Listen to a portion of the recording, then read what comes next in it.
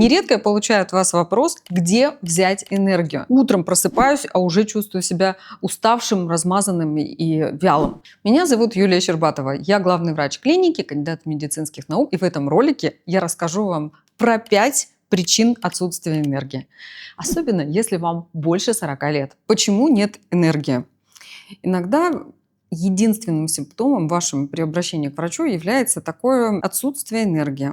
Апатия. Куда эта энергия уходит, понять иногда невозможно. Зачастую люди идут просто наугад сдавать какие-то анализы. Но все же знают, чтобы там найти какую-то проблему в организме, нужно сдать анализы. Для того, чтобы понять, куда исчезает ваша энергия, требуется медицинское расследование, потому что это настоящий детектив. Очень часто пациенты приносят на прием к врачу, и ко мне тоже, целые папки распечатанных анализов, в которых все нормально, все в пределах референса. В анализах все нормально, а энергии нет. Почему так бывает? Сейчас разберемся. Дело в том, что показатели, которые мы измеряем в вашей крови, если даже соответствуют каким-то референсным значениям, совершенно не означают, что с вами все в порядке. Причин для того, чтобы не было энергии при относительно нормальных цифрах, несколько.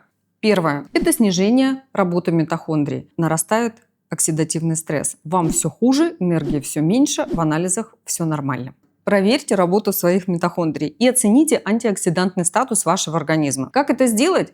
Я оставлю в своем телеграм-канале «Хороший доктор». Пройдите по ссылке в описании, и вы увидите, как это сделать. Вторая причина отсутствия энергии – это железодефицит и анемия. Как поставить диагноз доктору? Или как вам сориентироваться, что с вашим железом что-то не так? Нужно сдать очень простой анализ. Общий клинический анализ крови. Каждый из вас его сдавал 100 раз. Что в анализе крови может нам подсказать и никогда нас не обманывает? Это показатель, который называется MCV или средний объем эритроцита. Если эритроцит большой, это означает, что ваш костный мозг старается покрыть дефицит кислорода изо всех сил. Если эритроцит маленький, и мы называем это словом микроцитоз, означает, что ваш костный мозг сделал все, что мог, и даже уже устал компенсаторно снабжать ваш организм кислородом, выдохся и уже просто делает эритроцитики, какие получатся. Казалось бы, в этой ситуации проще всего начать пить железо. Но я настоятельно не рекомендую вам это делать. Почему? Потому что вы удивитесь, но такие состояния лечатся не приемом препаратов железа. Третья причина отсутствия энергии. Никакой сон не помогает, никакие увеселения не помогают. Это дефицит половых гормонов. Это моя любимая тема на самом деле. Потому что половые гормоны – это и есть та радость жизни, которую мы способны испытать. Это и есть та энергия, которая нас просто поднимает на 3 метра над уровнем неба. Нас даже привязывать надо, чтобы мы там не убежали куда-нибудь от счастья. Если вы приблизились к возрасту мены или андропаузы, если количество ваших половых гормонов начинает снижаться, проверьте их уровень, потому что это может быть очень весомой причиной для отсутствия энергии. Четвертая причина отсутствия энергии, тоже моя любимая, это гипотиреоз. Гипотиреоз бывает разных форм. И вообще заболевание щитовидной железы – это огромная тема, но я постараюсь вам несколькими фразами объяснить, как я объясняю своим пациентам на приеме. Что не так? Когда вы получаете в бланке анализа цифры, которые стоят напротив букв ТТГ, это тиреотропный гормон, это гормон гипофиза, который никакого отношения не имеет к уровню гормонов щитовидной железы, как ни странно. И есть буквы Т3 и Т4. Это те самые гормоны, которые умеет делать ваша щитовидная железа. Мы уже с вами поговорили о том, что щитовидная железа – это такой атомный реактор для всех остальных тканей и органов. Если функция щитовидной железы снижена, энергии не будет. Не будет хорошего кроветворения, не будет роста красивых волос, не будут упругими ваши ткани, не будет нормального пищеварения, не будет нормального жиросжигания. Что в анализах может нам подсказать, хорошо она работает или плохо работает?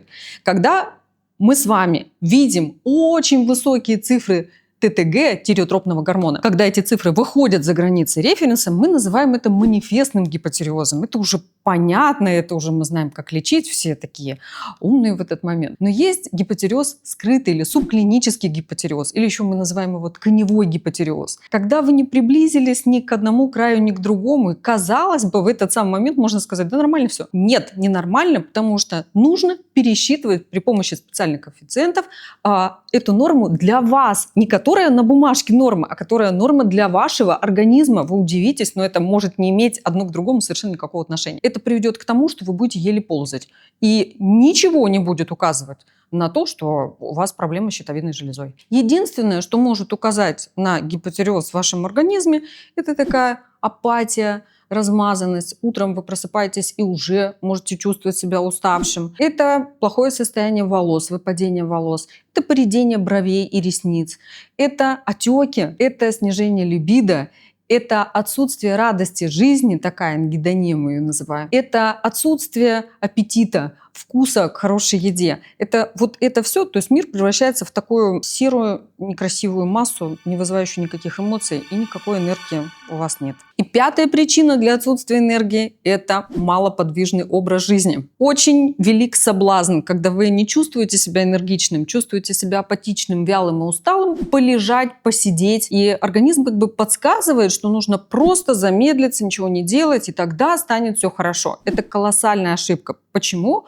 Потому что если мы с вами не двигаемся, не происходит запроса на оксигенацию от мышц, получается удивительное и неприятное. Энергия становится еще меньше. То есть, когда вам нужно зарядить аккумулятор, вы устраиваете движение электронов. Точно так же устроено в человеческом организме. Если вам нужно стать более энергичным, встаем, идем, занимаемся активностями любыми. Это не один раз в неделю сходить на йогу, ничего подобного. Не сидим дольше 40 минут. Старайтесь ходить пешком, старайтесь передвигаться по лестнице и вообще заведите себе привычку двигаться как можно больше. Я в вас верю. У вас точно все получится.